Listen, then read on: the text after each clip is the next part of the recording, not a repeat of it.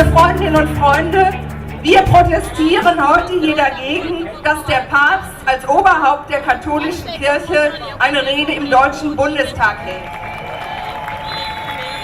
Und ich frage mich auch, was empfinden eigentlich die Abgeordneten, wenn Benedikt XVI. Ansichten vertritt, die mit den Rechtsprinzipien unseres Grundgesetzes unvereinbar sind?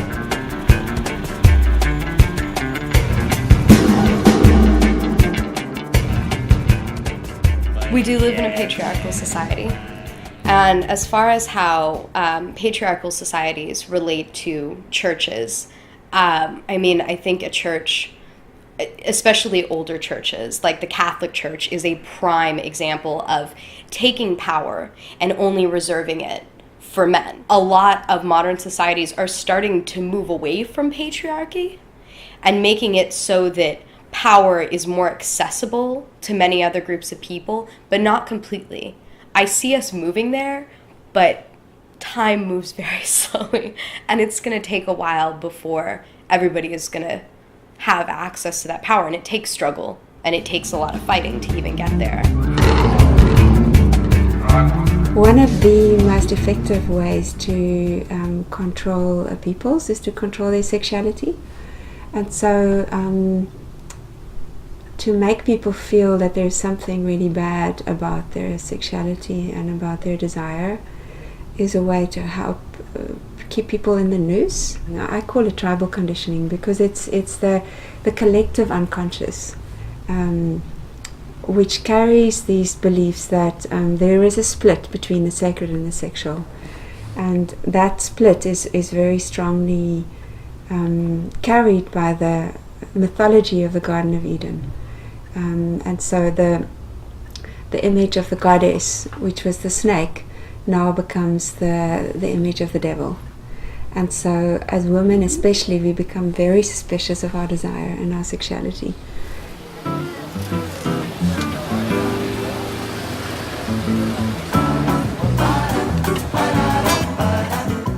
Porque assim, na verdade o sexo ele sempre foi proibido. Por quê?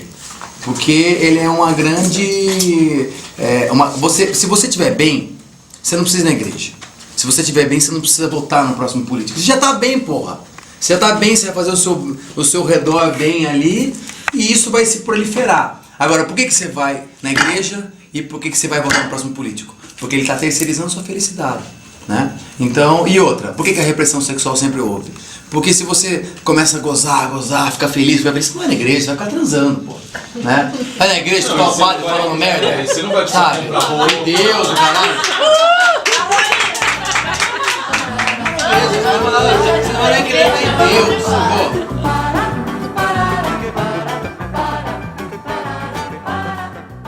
It was in 1642 Council at Trent, within, I'm pretty sure, the Catholic Church. They held this meeting and they started figuring out how they were going to code and organize sins. And when they came to talking about sexual sins, they divided them into two categories. And you had venial sexual sins and mortal sexual sins. Venial sexual sins were like a slap on the wrist. No big, like you say some prayers, you count on your rosary, you're all good. Mortal sexual sins, you go to hell. And how they divided them were venial sexual sins, the things that were a slap on the wrist, were rape, incest, and adultery. Mortal sexual sins, which you could go to hell for, or I think possibly in some areas you could potentially get killed for it. It was homosexuality, masturbation, and birth control. And the big difference between these two is rape, incest, adultery, babies can happen. But with masturbation, with any kind of birth control, with homosexuality, you're not going to have babies. And so what you're looking at is a mechanism of social control. I do think that, post-sexual revolution, post-civil rights, post-gay rights, and I don't mean post in the sort of theoretical post, I mean time post, that we are living in a time where stuff is happening. And I think we see the reaction to this by by a lot of people who are in power currently, mostly heterosexual white Christian men, who are freaking out and who are grasping for straws to make sure that women and brown people and queer people don't get their rights and don't get to live freely. But we're fighting, and they're losing, and they're scared.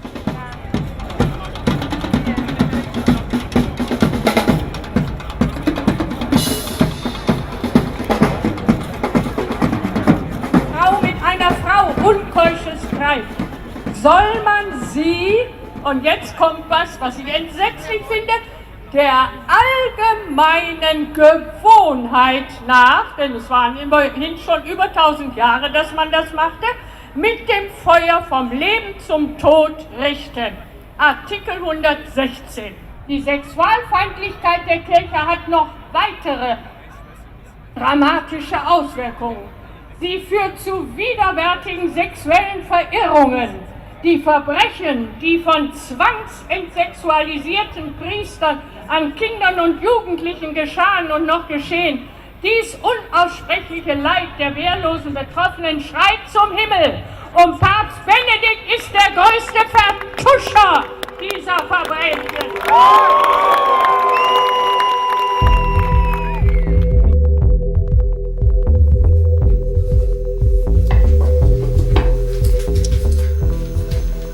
A lei diz que você é criminoso. A igreja diz que você é um pecador. E você, o que tem a dizer? Eu não sou um criminoso nem um pecador. Eu sou eu, que nem eu digo, eu sou assim, Deus não gosta por de ser mim. assim, né? Se fosse, seria por isso sentido. Eu vejo, assim, por conta dos meus pacientes, o quanto a igreja, e aí independe de qual seja, o quanto a igreja é massacrante. Nossa, católica, sim. Católica, evangélica. Cristã em geral, né? Cristã em geral. Não, a banda cristã não entra muito nessas, assim. Me soa uma hipocrisia muito grande, sabe? Uma coisa muito assim, você prega uma coisa e faz outra.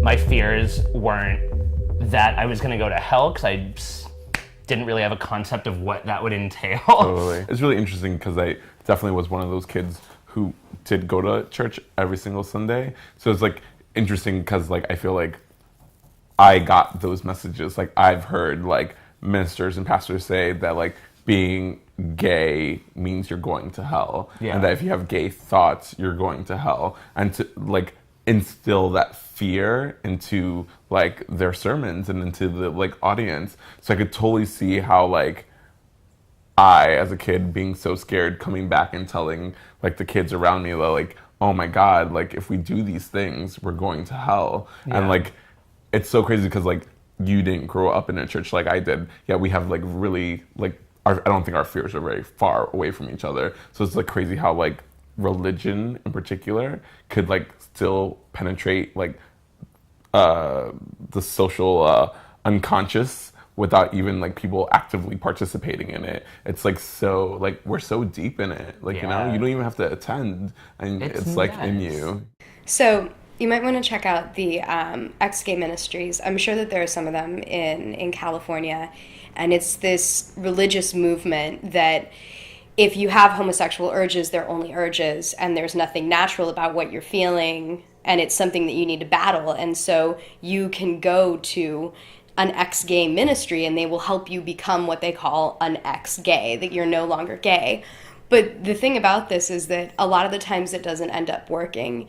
And you hear from a lot of women who were locked in these marriages where their husbands were gay, but the church was telling them, you just need to battle against this, and you know, you'll eventually overcome this. That it's a spiritual matter, not something of an innate desire. And these women would speak very bitterly about being asked to stay within these marriages. I think there's a movement now for the ex-gays, so people who went through the ministry and came out and decided that it doesn't work anyway, and so now they're speaking out against it. That you don't have to look at any complicated relationships about culture or have any deep appreciation or understanding for biology. You can just say that this thing, because it doesn't fit my worldview, is evil and it is from the devil, and therefore it should not exist, and we will do everything we can to stamp it out because it's unnatural and it's an aberration, even if it's something that you find in nature everywhere. Hier gibt's noch ein Bedürfnis, etwas mitzuteilen. An den Papst direkt, ne? Ja, gerne. Es gibt eine christliche Einsicht, die heißt, was nicht angenommen ist, ist nicht erlöst. Das heißt, ich muss ich selber sein. Deswegen sage ich, Josef, nimm deine Sexualität an, welche es auch immer ist, denn sie ist vom Heiligen Geist.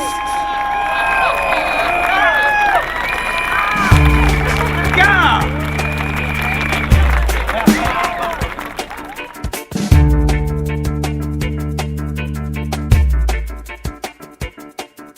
There's a lot of mythologies that have gone through this in humanity for a long, long time, you know, like lots of mythologies and lots of constructions, and each one thinks that they're the absolute truth. But I think we all have to be wise and say, when it comes down to it, is this leading us in a good direction or is it leading us in a bad direction to believe these things or to hold these truths?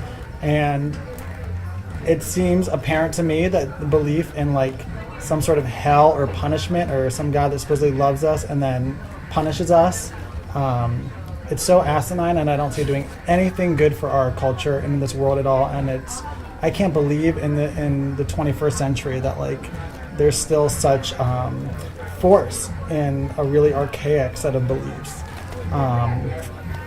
There's so many ways to see the world, and there's so many ways to see life, and we're born into our societies and we're born into our families, and we're given certain beliefs, and beliefs are handed down to us. And I think every human being needs to really ask themselves, do these beliefs help me be a better person, be non-judgmental, be caring, take care of myself, take care of the world around me, or do they not?